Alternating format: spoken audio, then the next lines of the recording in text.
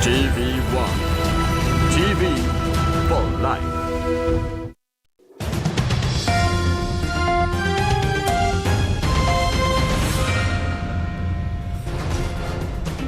A very good afternoon and welcome to Lunchtime News on TV1. For the news first, where the people come first. I'm Martin Satyanesan.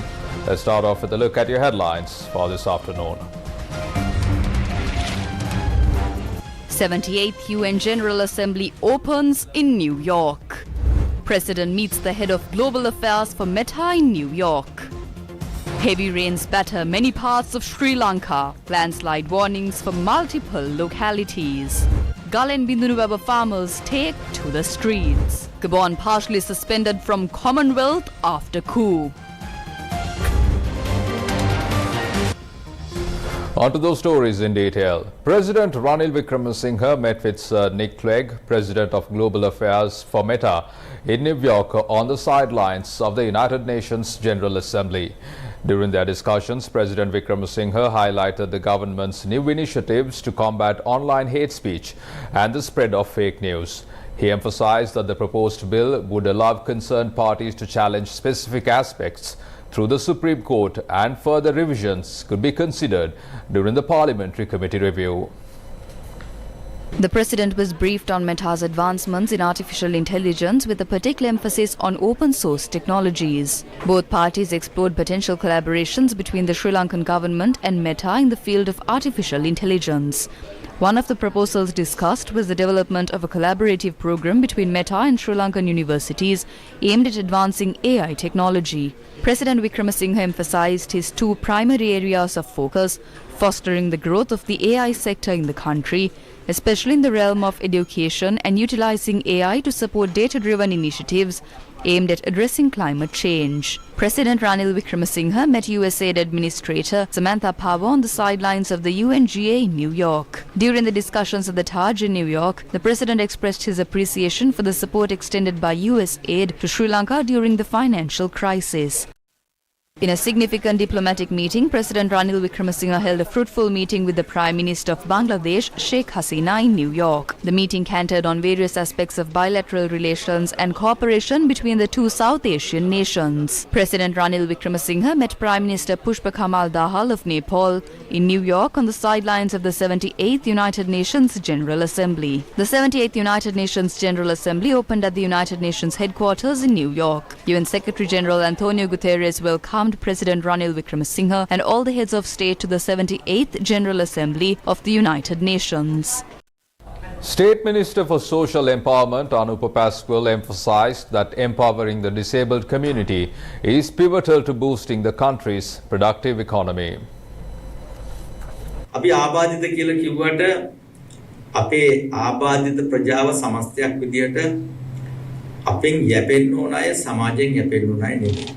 The differently abled community should not be those who need to depend on us.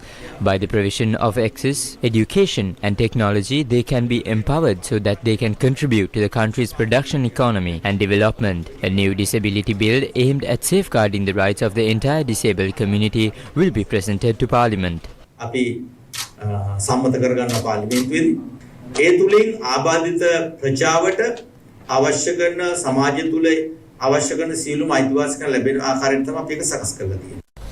State Minister of Finance Ranjit Siambala PTS says the best possible solution has been provided to the people through domestic debt optimization. ඊයේ පෙරේදත් මගේ මාධ්‍යවේදී සහෝදරයෙක් අහනවා මේ දැන් මේ අලුත් වැඩසටහනත් එක්ක ජාත්‍යන්තර මුරල් අරමුදලේ මේ සාවර ගිණුම් වල දාන කපා ගන්නවාද කියලා. මම කිව්වා එහෙම සැලැස්මක් තියා හීනයක්. Recently, a journalist asked whether the IMF DDO program would affect fixed deposits. I said that there is absolutely no such plan. The savings interest rate at the central bank is 11%. There is a need to further reduce the interest rates in the country. The CBSL rates will drop to a single digit. However, until 2026, we will have to maintain it at 9% to pay the beneficiaries. Our total debt is 83 billion US dollars. We have not even thought about slashing the local debt of 43 billion US dollars. But they are looking at what we are doing and how we are managing this. The balance of every single member of the fund will not be touched. It will be maintained as it is. The country needs financial discipline, but the responsibility is greater.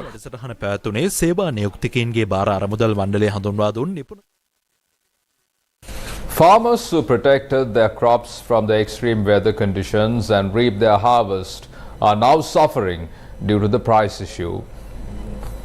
Farmers who planted soya beans protested opposite the Gala and Bindruava Divisional Secretariat today.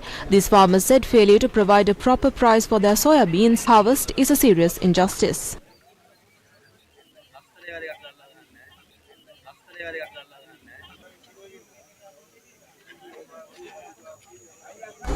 A discussion on cannabis cultivation and combating the drug menace took place at the Rukmale Dharma Vijayaloka temple in Panipitya. A discussion on cannabis cultivation and combating the drug menace took place with the participation of Venerable Dr. Omalpe Sobhitathera, the Chief Sanganayaka of the Ramana sect, and several indigenous doctors. They briefed the chairman of the Sri Lanka Temperance Association, the Most Venerable Dr. Ittapane Dhammalankara Thero. ඔසු උයන් වගාවට සහ ඖෂධ අපනයනයට කියලා වගන්තියක් තියෙනවා. ඒ වගන්තිය හරහා තමයි ගංජා There is a clause for medical cultivation that is to be used for the cultivation of cannabis. වවන ඖෂධ වර්ග මොනවද කියලා නම් කරන්නේ. දැන් මේ සිද්ධිය ස්වාමීනි ආර්ථික හේතු මුල් කරගෙන රට බංකොලොත් තත්ත්වයකටපත් වෙලා ආර්ථිකයෙන් පරිහානියටපත් වෙලා මහා ආකර්ෂණීය වචනයක් කියන්නේ. ආර්ථිකය ගොඩනගන්න පුළුවන්ලු ගංජාව. The country is bankrupt and the economy is shameless. They claim that the economy can be revived via cannabis cultivation. That is an insane concept. There is no country that developed with such a program. They are trying to promote the country with that. Other countries are moving forward in agriculture and other menace. There is no country on record that developed with cannabis, but there are many countries that were destroyed by it. එකම රටක්වත් ගංජා ප්‍රවර්ධනයෙන් දිනු වෙච්ච බවට වාර්තාවක් වෙන්නේ නැහැ. ගංජා ප්‍රවර්ධනයෙන් පිරිහිච්ච රටවල් නැති. The human-elephant conflict is an issue that has gone unresolved for many decades, claiming both the lives of humans and elephants. The following report is about incidents on the human-elephant conflict reported within the past 24 hours. The villages of the Pallerota and Vatier belonging to Ambalantara Regional Secretariat Zone in the Hammadar district are the villages that experience a constant threat of wild elephants. The wild elephants that have been encroaching on the village for several months have destroyed many cultivated fields, paddy fields and banana plantations in the village. Owing to this, nearly 1,000 families living in these villages have been severely inconvenienced. The villagers allege that the wild elephants in the Madunagala Reserve come through the Valava River and encroach to villages. A wild elephant calf who was roaming in the Galgalumanim National Forest Park in Polonnaruwa district has died after consuming an explosive device commonly known as hakaparas. An officer of the Polonnaruwa Wildlife Office said that the wild elephant calf is between 3 to 4 years of age and about 3.5 feet tall. The post-mortem examination of the dead wild elephant calf is to be carried out by the officers of the Girithala Veterinary Unit. Owing to the deforestation carried out disregarding the well-being of the ecosystem, the human-elephant conflict has worsened. According to the reports of the Department of Wildlife, 146 human lives and 439 wild elephants were lost during the past year as a result of the human-elephant conflict. A full assessment of the damage to property has not yet been conducted.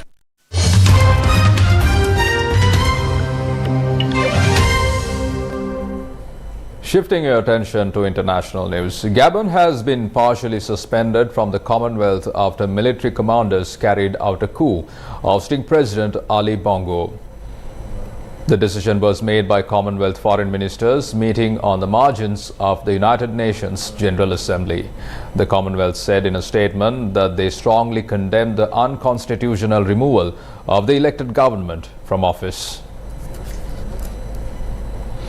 UN Secretary General Antonio Guterres warned the world is becoming unhinged and underscored the United Nations' reason for existence to resolve global crises during times of maximum danger and maximum agreement. Insisting that international cooperation is critical, the United Nations chief delivered a dire warning to leaders from across the world, declaring that the planet is becoming unhinged with mounting global challenges and geopolitical tensions, and warning that, quote, "we seem incapable of coming together to respond," end quote. Our world is becoming unhinged. Geopolitical tensions are rising. Global challenges are mounting, and we seem incapable of coming together to respond. We confront a host of existential threats, from the climate crisis to disruptive technologies, and we do so at a time of chaotic transition. For much of the Cold War, international relations were largely seen through the prism of two superpowers. Then came a short period of unipolarity. Now we are rapidly moving towards a multipolar world. And this is in many ways positive. It brings new opportunities for justice and balance in international relations. But multipolarity alone cannot guarantee peace. At the beginning of the 20th century, Europe had numerous powers. It was truly multipolar, but it lacked robust multilateral institutions. And the result was World War I. A multipolar world needs strong and effective multilateral institutions. Yet, global governance is stuck in time. Look no further than the United Nations Security Council and the Bretton Woods system. They reflect the political and economic realities of 1945, when many countries in this assembly hall were still under colonial domination. The world has changed. Our institutions have not. We cannot effectively address problems as they are if institutions do not reflect the world as it is. Instead of solving problems, they risk becoming part of the problem. And indeed, divides are deepening. Divides among economic and military powers, divides between North and South, East and West. We are inching ever closer to a great fracture in economic and financial systems and trade relations, one that threatens a single open internet with diverging strategies on technology and artificial intelligence and potentially clashing security frameworks. It is high time to renew multilateral institutions based on 21st century economic and political realities rooted in equity, solidarity, and universality, and anchored in the principles of the United Nations Charter and international law. That was United Nations Secretary General Antonio Guterres, who warned the world is becoming unhinged and underscored the United Nations' reason for existence to resolve global crises during times of maximum danger and minimum agreement. Moving along. Ukraine's First Lady Olena Zelenska has called on world leaders to help ensure the return of thousands of Ukrainian children forcibly taken by Russia, as Belarusian state media published photos of dozens of Ukrainian children arriving in Belarus from Russian-occupied parts of Ukraine. Speaking on the sidelines of the United Nations General Assembly, Zelenska said more than 19,000 Ukrainian children had been forcibly transferred or deported or the territories it has occupied. So far, only 386 have been brought home. In Russia, Zelenska said, quote, "They were told that their parents don't need them, their country doesn't need them, that nobody is waiting for them," end quote. Her call came after Belta, Belarus' state-run news agency, reported 48 children from several regions arrived in the country, a close Russian ally, for a 3-week holiday on Tuesday.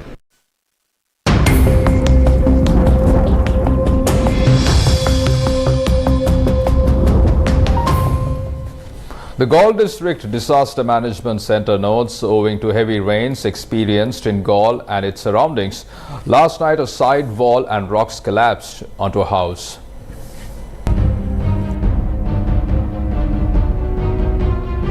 The Disaster Management Center noted a woman who was in the house at the time of the incident had sustained injuries and property damage was also reported. The incident had occurred when a side wall built with rock situated above the house collapsed. It was reported that 7 people, including children, were inside the house at the time of the incident, and the injured woman was admitted to the Karapiti hospital.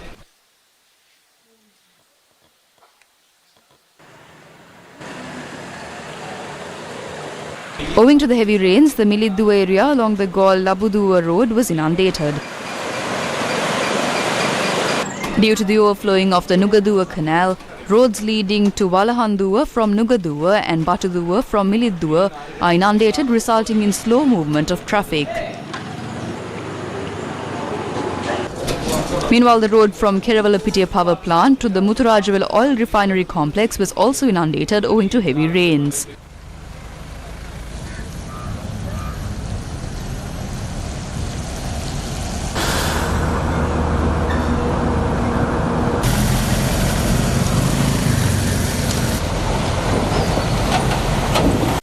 Several areas in Pambal and Chilau experienced fish rain yesterday, which usually occurs when swirling whirlwinds over relatively shallow water develops into water spouts. Meanwhile, due to gale winds, a tree uprooted on Railway Avenue in Nugegoda. Our correspondent noted that a telecommunication line was also damaged due to this.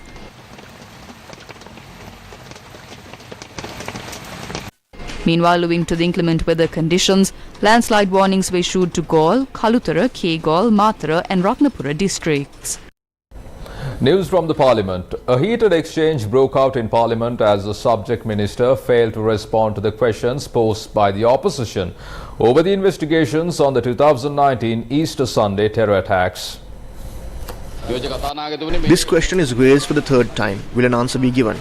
I will read out the responses to the questions posed to the Minister of Public Security. As per the report of the Presidential Commission of Inquiry appointed to investigate the Easter Sunday terror attacks, the Commission had not made any allegations against police officers and had directed its observations and recommendations to the Attorney General. The second, third and fourth questions are not relevant.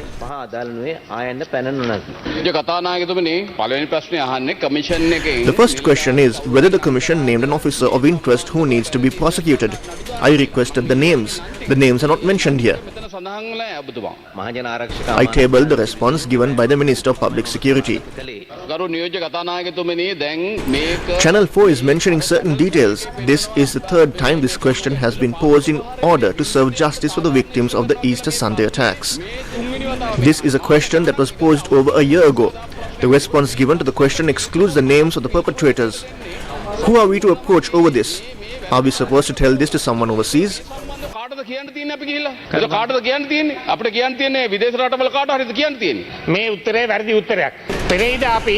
This response is unacceptable. On Monday, we looked at the evidence on the Easter Sunday attacks. The Presidential Commission had mentioned that DIG Nilantha Jayawardena should be prosecuted. He is the first to receive the information via WhatsApp. He deleted all the data on his phone. The Presidential Commission had called for him to be prosecuted.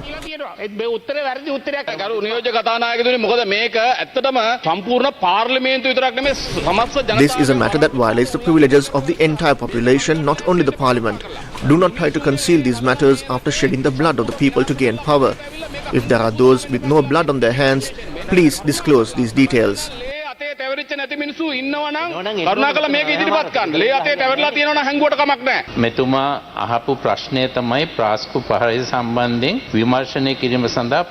MP posed a question on the police officers who were charged by the Presidential Commission of Inquiry appointed to investigate the Easter Sunday terror attacks. It does not refer to those who have been named. There are no charges or allegations in the report of the Commission of Inquiry. They have made observations and handed it over to the Attorney General to study the contents and decide under which articles would cases be filed.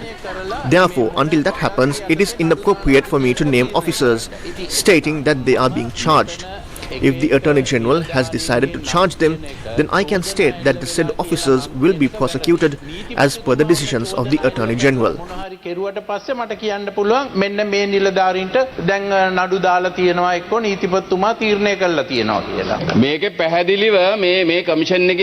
The Commission of Inquiry has sent its notes to the Attorney General to prosecute Nilantha Jayawardena, but you are saying that you cannot mention names until the Attorney General makes them public. So, when the Presidential Commission names a person, under what category are they considered? Are you saying that the Presidential Commission of Inquiry is of no use? You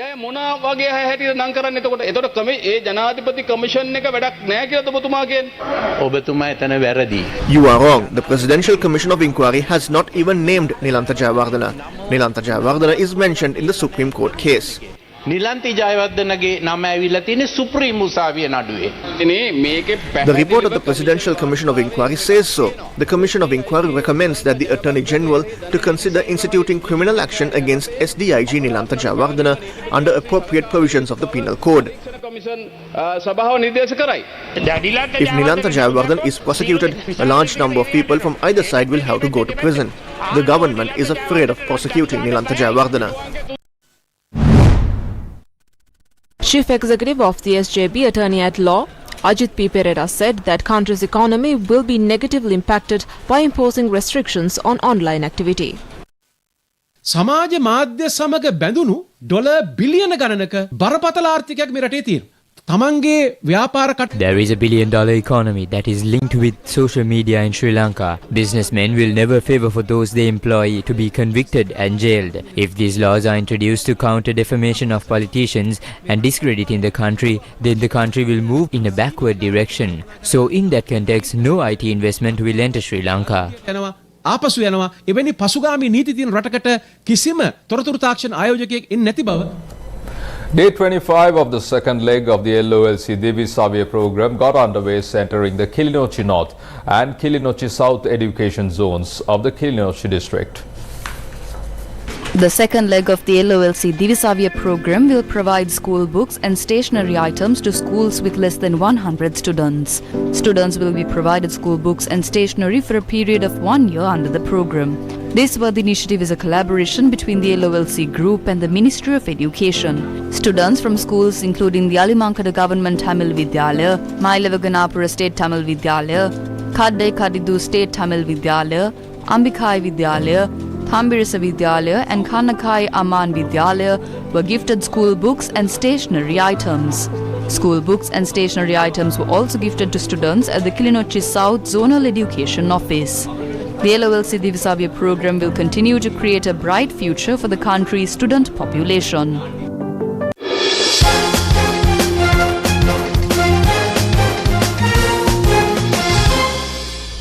A media briefing on the 54th Saints Quadrangular Tournament featuring St. Anthony's College, Kadugastota, St. Benedict's College, St. Joseph's College and St. Peter's College took place in Colombo. The 4th Saints Quadrangular Tournament organised by the Old Ben Sports Club will take place on the 29th and the 30th of September. The Quadrangular Tournament will include a cricket, basketball and rugby tournament, and the objective of the entire event is to foster brotherhood among the old boys of the Quadrangular Saints. The awards that will be presented to the champions were also unveiled at the event.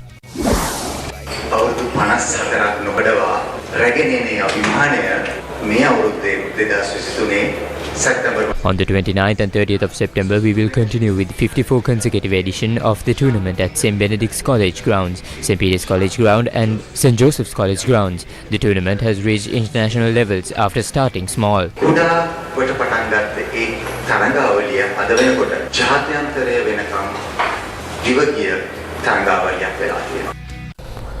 that, we bring to a close this edition of Lunchtime News on TV1. Take care and good day.